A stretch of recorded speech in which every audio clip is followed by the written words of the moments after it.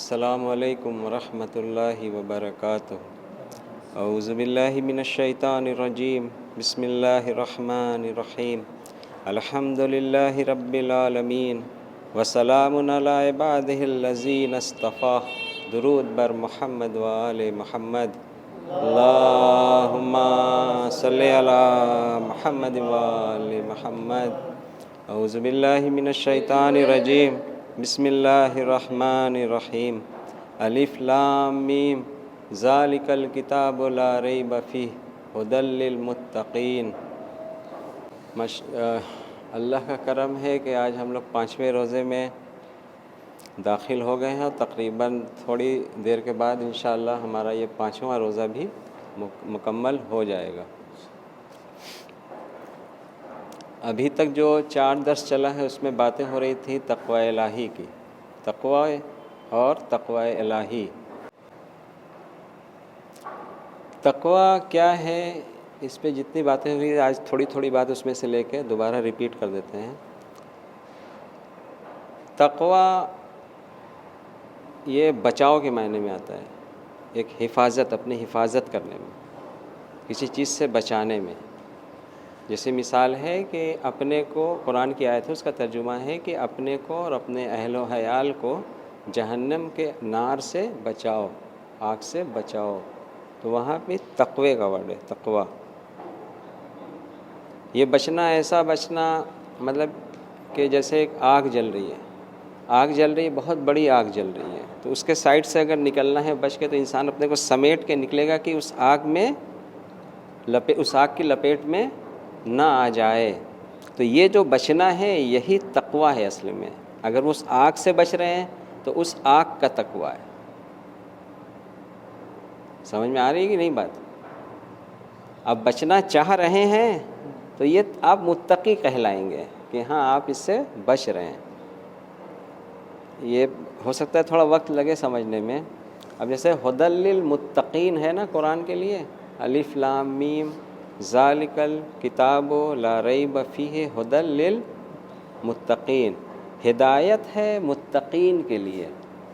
اب اس پہ تھوڑا سا غور کریں گے تو سمجھ میں آ جائے گی بات، ایسا نہیں ہے۔ ہدایت، آپ پہلے یہ سمجھیے کہ ہدایت کیا ہے۔ ہدایت کہتے ہیں رہنمائی کو۔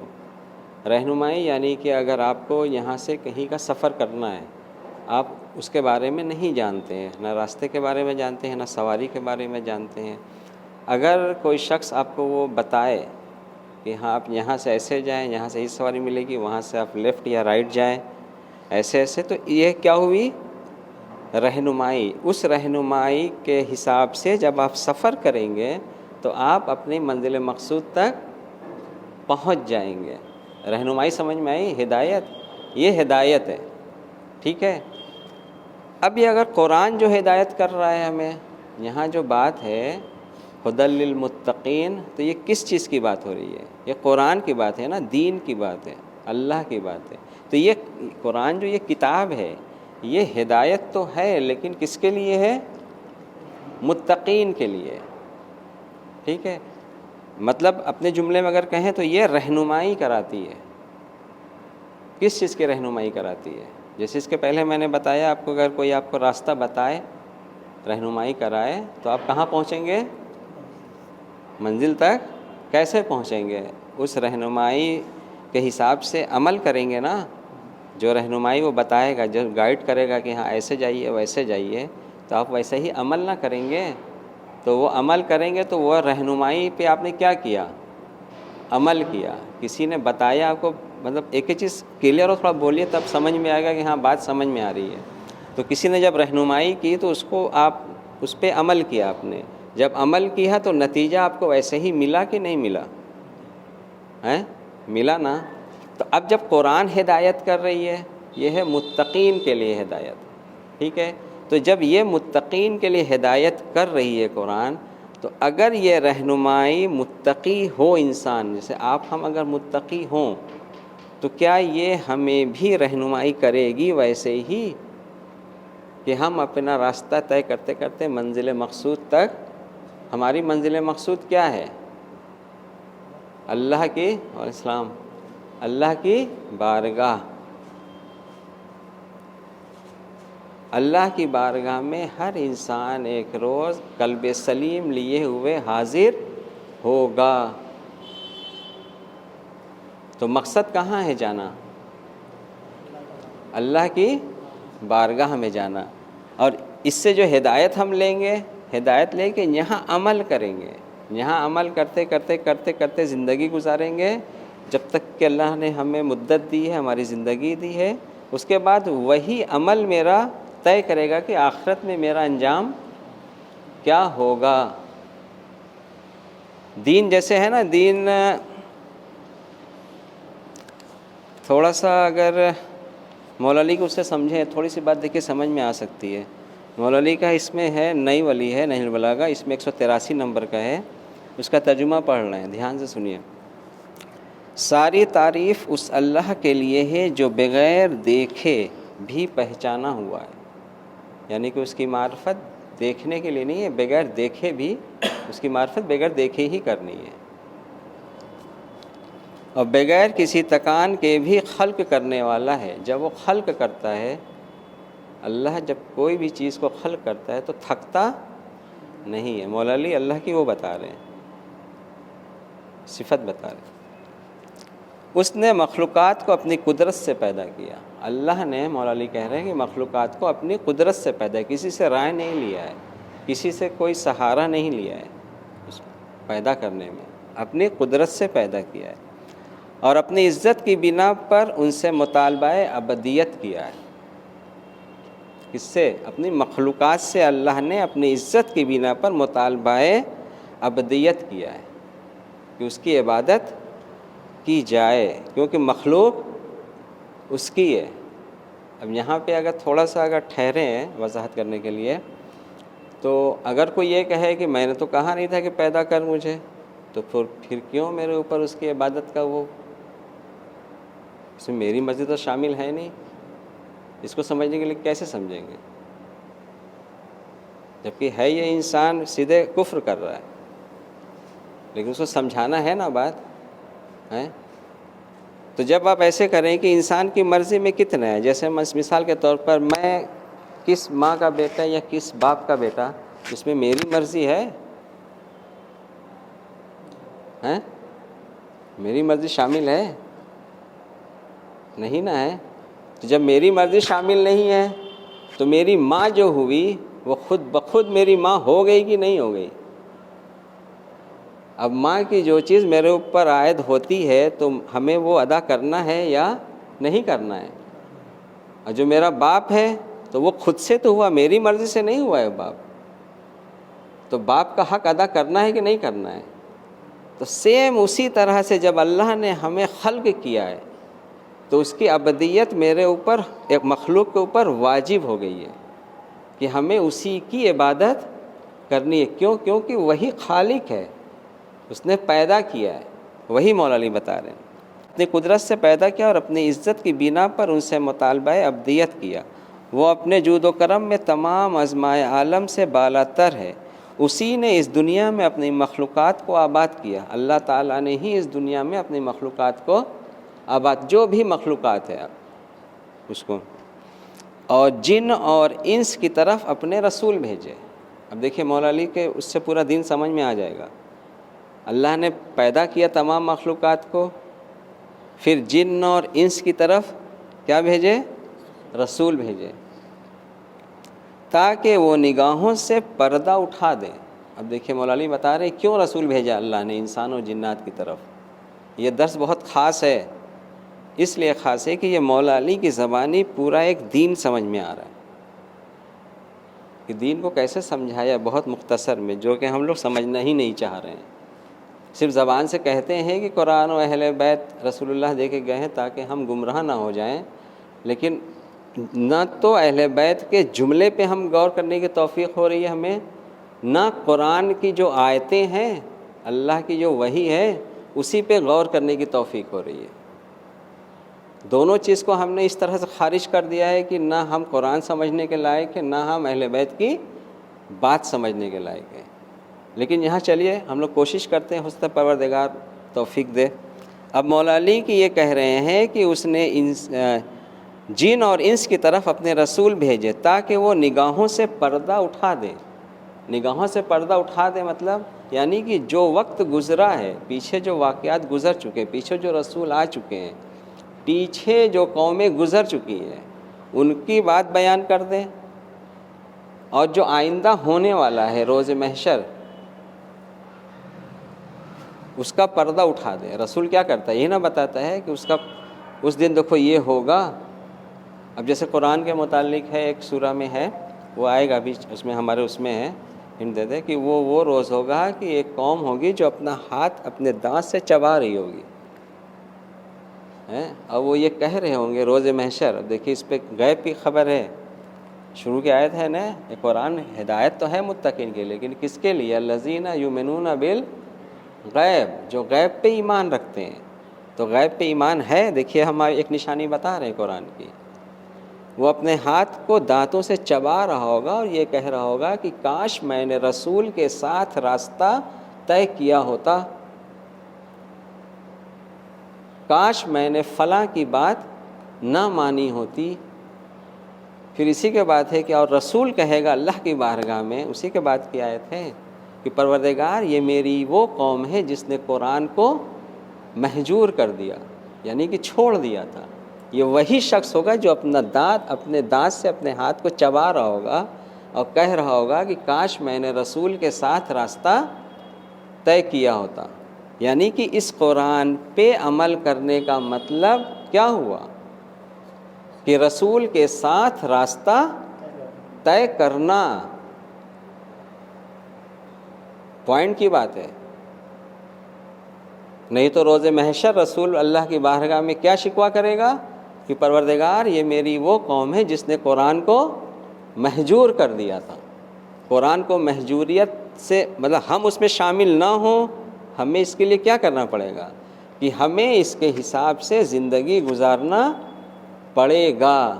تب یہ ثابت ہوگا کہ ہاں میں نے دنیا میں رسول کے ساتھ راستہ، اللہ کے رسول کے ساتھ راستہ طے کیا. اور یہی میرا امام چاہتا ہے. امامت جو ہے، امامت یہی ہے کہ جو اللہ اور اللہ کے رسول کی اطاعت کرواتا ہے.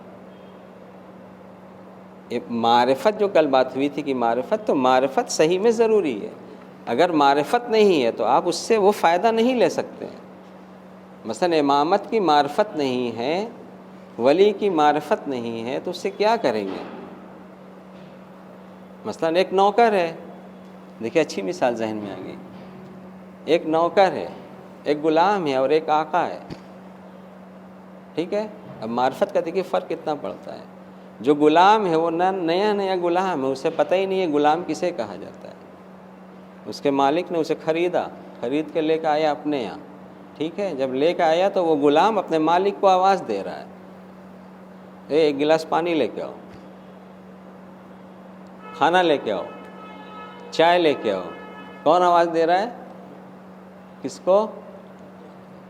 کیوں آواز دے رہا ہے؟ کیونکہ اس کو ابھی غلام کی معرفت نہیں ہے کہ غلام کسے کہا جاتا ہے. وہ نیا ہے. اگر وہ غلامی کیا ہوتا تو اس سے یہ پتہ ہوتا کہ یہ غلام کا کام نہیں ہے کہ آقا کو آواز دی جائے کہ ایک گلاس پانی دیجیے یا مجھے کھانا دیجیے، یا یہاں پہ جھاڑو لگائیے، یا یہاں پہ یہ کریے وہ کریے. یہ غلام کا کام ہے کہ آقا اس کو غلام کو پکارے گا نا. تو معرفت کا اتنا فرق پڑ جاتا ہے. تو اسی طرح ولایت کی جب معرفت ہوگی، امامت کی جب معرفت ہوگی، تب ہم اس سے فائدہ اٹھائیں گے. نہیں تو معاذ اللہ ہو سکتا ہے کہ میرا بھی حال اسی نئے غلام جیسا ہو جو ہر وقت اپنے مالک کو آواز دیتا پھرتا ہے. اس کے اندر ڈر نہیں ہے.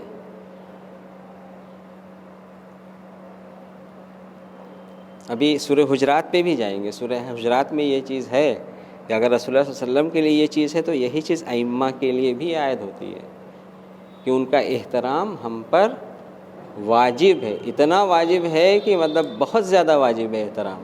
اگر وہ احترام نہیں ہے، احترام اپنے حساب سے نہیں، احترام بھی جو اللہ نے قانون بنایا ہے احترام کا، اس قانون کے اعتبار سے احترام ہے رسول اللہ یا ائمہ کا. اگر وہ نہ کیا تو اعمال آپ کا ختم ہو جائے گا. سورہ حجرات کا پورا واقعہ ہے، وہ اس میں آئے گا، کبھی انشاءاللہ بیان کریں گے. کیونکہ وہ بھی تقوی کے قریب کرتا ہے.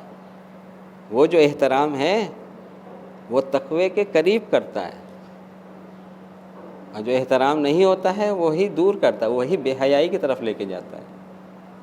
کیونکہ انسان کو احترام ہی نہیں رہا. جیسے ہم ایک احترام بتائیں آپ کو کہ جیسے کہ کہا تو جاتا ہے کہ فرش عذاب پہ معصومین آتے ہیں، تو یہ کیسا احترام ہے کہ معصومین بھی موجود ہیں اور آپ چلا رہے ہیں؟ آپ کی ہمت کیسے ہو رہی ہے کہ آپ چلا رہے ہیں؟ اپنی آواز کو نیچی رکھنا ہے، نہیں تو تمہارے اعمال خبت ہو جائیں گے. تو وہ جو پیمانہ بنا ہے، اللہ کے دین کا پیمانہ جو اللہ نے بنایا، رسول اللہ نے بتایا ہے، تو وہ ہر جگہ نافذ ہوگا. ایسا نہیں کہ کسی ایک جگہ آپ کریے، کسی ایک جگہ نہ کریں. بہرحال واپس پلٹتے ہیں مولا علی اس پہ کہ انسانوں اور جناتوں میں رسول بھیجے تاکہ وہ نگاہوں سے پردہ اٹھا دے، آخرت کے بارے میں بتائے کہ وہاں کیا ہوگا، کیا عمل کرو گے تو کیا ہوگا. آگے دیکھیے ہے، اور نقصانات سے آگاہ کر دیں کہ یہاں پہ کوئی غلط کام کرو گے تو آخرت میں اس کا نقصان کتنا بڑا تم اٹھاؤ گے، اس سے آگاہ کر دے. کون آگاہ کرے گا؟ رسول. مولا علی بتا رہے ہیں اللہ رسول اسی لیے بھیجتا ہے انسانوں اور جناتوں میں. مثالیں بیان کر دی اور عیوب سے باخبر کر دیا. رسول مثالیں بیان کر دیتا ہے اللہ کی، اور ان پچھلی امتوں کے عیوب بیان کر دیتا ہے کہ ان کے اندر یہ تو عیب تھا تو ان کا حال یہ ہوا. صحت اور بیماری کے تغیرات سے عبرت دلانے کا سامان کرے، اور حلال و حرام اور اطاعت کرنے والوں کے لیے مہیا شدہ اجر، حرام و حلال اور اطاعت کرنے والوں کے لیے مہیا شدہ اجر، اور نافرمانوں کے لیے عذاب سے آگاہ کر دیں. کتنا خوبصورت جملہ ہے کہ 4 بات ایک ہی جملے میں لکھی ہے. اب اس کو الگ الگ کرتے ہیں، ٹھیک ہے. عبرت دلانے والے کا سامان کرے، اور حلال و حرام، حلال حرام کا کیا انجام اور کیا اجر ہے، کیا جزا اور کیا سزا ہے، اس سے آگاہ کر دیں. کون؟ رسول آگاہ کرتا ہے اس سے. مولا علی بتا رہے ہیں کہ حرام کرو گے تو یہ ہوگا، حلال کرو گے تو یہ ہوگا، اطاعت کرو گے تو یہ ہوگا، اور اطاعت نہیں کرو گے تو یہ ہوگا. رسول آگاہ کرتا ہے. یہ سب باتیں قرآن میں ہیں، یہ مولا علی ہنٹ دے رہے ہیں کہ رسول یہ کرتا ہے. جب اللہ بھیجتا ہے انسانوں اور جناتوں میں رسول تو یہی کام رسول کرتا ہے.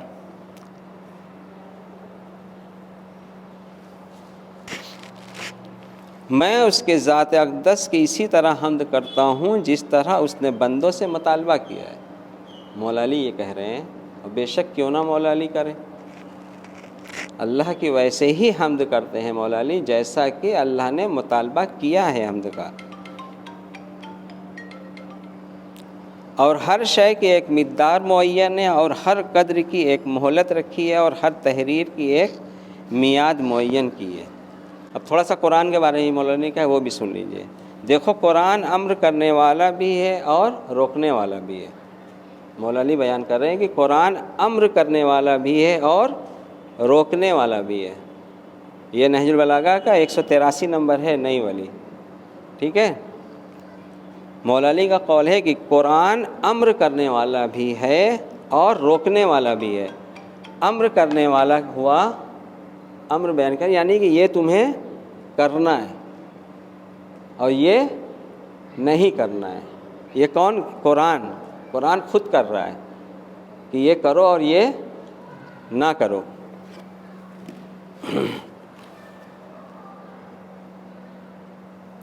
وہ خاموش بھی ہے اور گویا بھی ہے.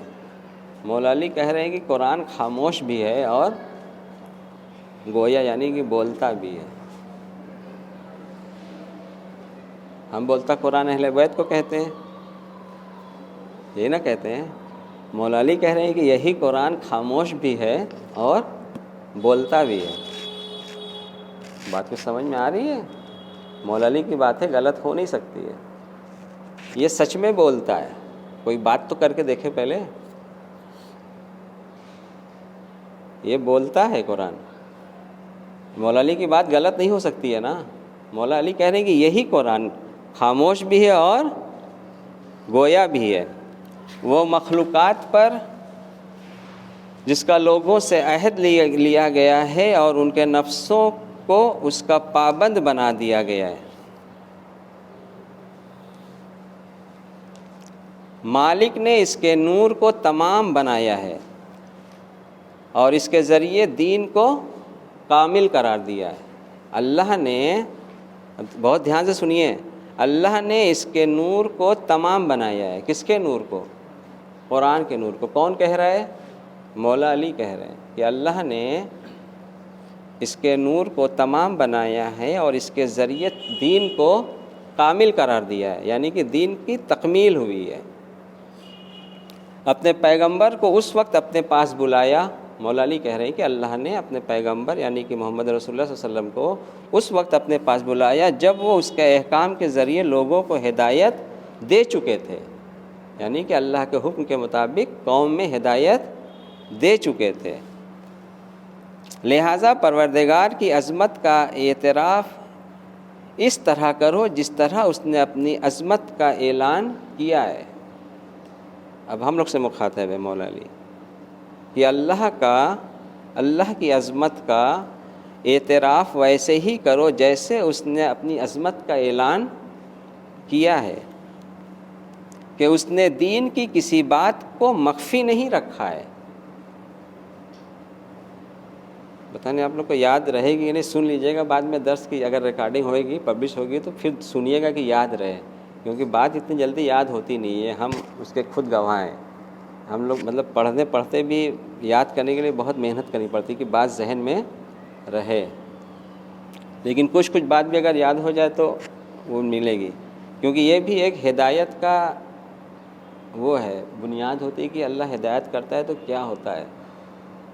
ہدایت جب ملے گی آپ کو تو سب سے پہلے آپ کے ساتھ یہ معجزہ ہوگا کہ آپ کے سننے کی صلاحیت بڑھ جائے گی.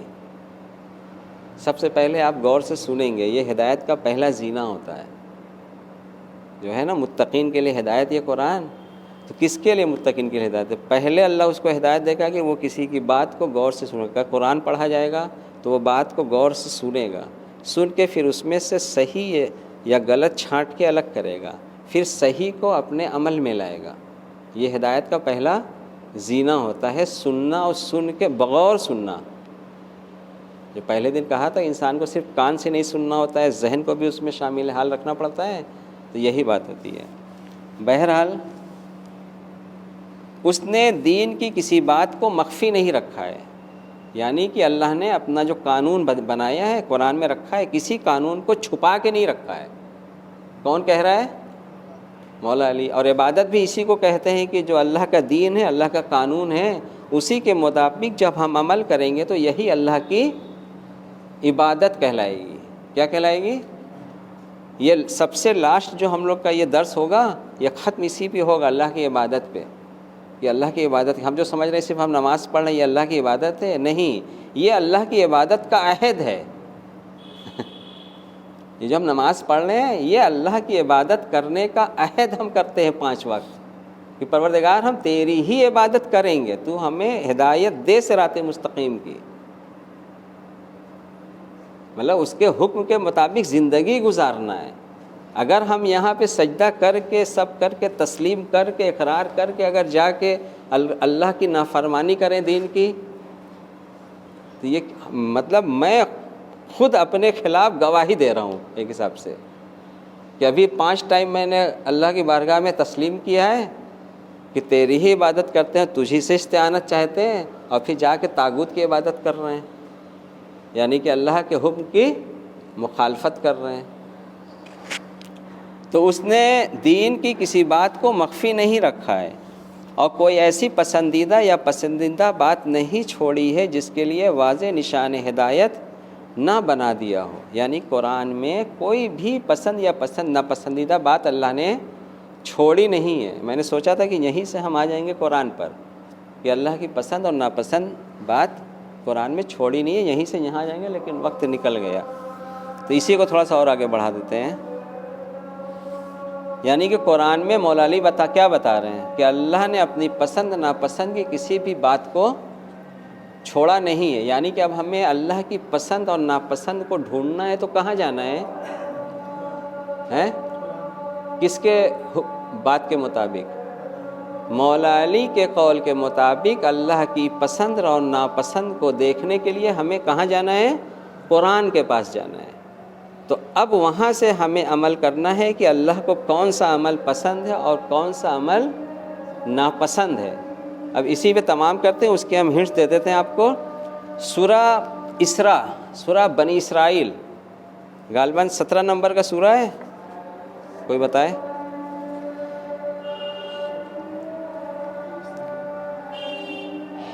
سورہ بنی اسرائیل، ٹھیک ہے۔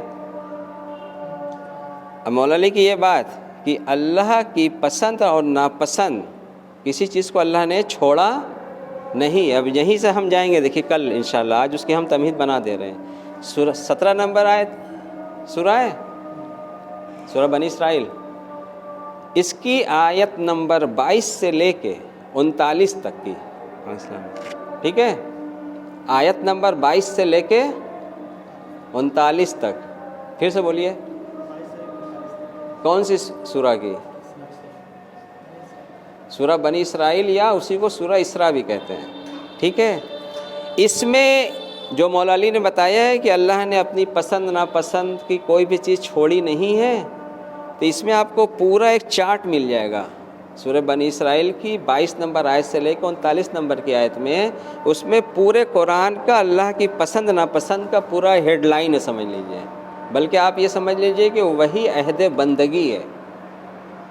جناب موسیٰ علیہ السلام جب کوہ طور پہ گئے تھے 40 دن کے لیے، جو تختی پر لکھ کے لائے تھے 10 کمانڈمنٹ، 10 کمانڈمنٹ، یہ وہی 10 کمانڈمنٹ ہے۔ سورہ بنی اسرائیل آپ کو 22 نمبر سے لے کے 39 نمبر کے بیچ میں جو ملے گا، اور یہی عہد بندگی ہے، یہی اللہ کا دین ہے پورا، جو بھی اللہ کا قانون ہے اسی کے دائرے میں آئے گا۔ یہ بہت ذمہ داری سے بات کر رہے ہیں، مطلب ہم اوچھی بات نہیں کر رہے ہیں کہ کوئی پوچھے کہ یہ کہاں سے بول دیا، تو جس کو پوچھنا ہو وہ پوچھ سکتا ہے کہ پورا اللہ کا دین اسی میں سمویا ہے، اسی میں سے ہر بات نکلے گی۔ اللہ کی پسند ناپسند کیا ہے، ٹوٹل اسی سے نکلے گی۔ اگر یہ ہر انسان اپنے سامنے رکھ لے تب وہ یہ کہہ سکتا ہے کہ ہاں ہم اللہ کے عبادت کے اس میں آ رہے ہیں۔ وہی مولا علی کہہ رہے ہیں کہ اس کی پسند اور ناپسند کا بس خیال رکھو۔ تو جب ہمیں پتہ ہوگا کہ اللہ کو کیا پسند ہے اور کیا ناپسند ہے، تبھی تو ہم اس کی عبادت کر سکیں گے، تبھی تو ہم اس کی پسند کے مطابق عمل کریں گے۔ یہ اللہ کی معرفت کا ایک پہلو بھی ہو گیا کہ اللہ کو کیا پسند ہے اور کیا۔ ممکن ہے کہ جس کو ہم حرام نہیں جانتے ہیں وہ اللہ کے نزدیک حرام ہو، ناپسندیدہ ہو، تو اس کو جاننا ضروری ہے یا نہیں ہے۔ اس میں سے ایک مثال دے دیں، والدین کے ساتھ جھڑک کے بات کرنا، میری نظر میں یہ بہت غلط نہیں ہو سکتا ہے، لیکن یہ اللہ کی بارگاہ میں حرام ہے، حرام کی کیٹیگری میں۔ تو اب بتائیے اللہ کی پسند ناپسند اور میری پسند ناپسند میں فرق پڑا کہ نہیں پڑا؟ پڑ گیا نا، کہ میرے اندر تھا کہ والدین کو جھڑکا جا سکتا ہے، لیکن اللہ کے قانون میں ہے کہ نہیں، والدین کو نہیں جھڑک سکتے، یہ حرام ہے میری نظر میں، مجھے بہت ناپسند ہے۔ اللہ کہہ رہا ہے، ایسا ہی ورڈ ہے قرآن میں کہ یہ وہ باتیں ہیں جو اللہ کو نہایت ہی ناپسندیدہ ہیں، اتنی ناپسندیدہ ہیں کہ اس کا مرتکب انسان کو بے یار و مددگار جہنم میں پھینک دیا جائے گا۔ یہ اسی آیت کا ترجمہ بتا رہے ہیں۔ تو کل سے ہم لوگ اسی اللہ کی پسند ناپسند کو جو ہے دیکھیں گے مولا علی کے قول کے مطابق، کہ اللہ نے قرآن میں اپنی پسند ناپسند کو کھول کھول کر بیان کر دیا۔ جب مولا علی نے کہہ دیا ہے کہ کھول کھول کے بیان کر دیا ہے، تو اس کا مطلب کہ اس کو ہم لوگ سمجھ سکتے ہیں۔ اگر کوئی یہ کہہ رہا ہے کہ نہیں ہم قرآن نہیں سمجھ سکتے ہیں، تو اس کو جواب بس اتنا دینا ہے کہ آپ مولا علی سے اوپر نہیں ہیں۔ میرے مولا نے کہا ہے کہ قرآن میں اللہ نے اپنی پسند ناپسند کو کھول کھول کر بیان کر دیا ہے، تو یہ بات حق ہے کہ اللہ نے بیان کر دیا ہے، اور یہ بھی حق ہے کہ مولا علی نے بتا دیا ہے تو ہم اس کو سمجھ سکتے ہیں۔ اگر آپ نہیں سمجھ سکتے اس کا مطلب کہ آپ ابھی انسان نہیں، آپ انسان سے نیچے گر چکے ہیں، ٹھیک ہے؟ اس کی بھی وضاحت کریں گے۔ جب انسان اپنی انسانیت سے گرتا ہے تو وہ جانور سے بھی بدتر ہو جاتا ہے۔ اسے جب آیات الہی پڑھ کر سنائی جاتی ہے تو اس کے کان میں اس سے لگتا ہے کہ اس کے خلاف بات کی جا رہی ہے، یہ نشانی ہے قرآن میں ہی۔ تو کل سے انشاءاللہ ہم لوگ اس پہ بات کریں گے کہ اللہ کی پسند ناپسند کیا ہے، کیونکہ یہی اللہ کی عبادت ہے، ٹھیک ہے؟ چلے، وآخر دعوانا الحمدللہ رب العالمین۔ درود بر محمد وآل محمد۔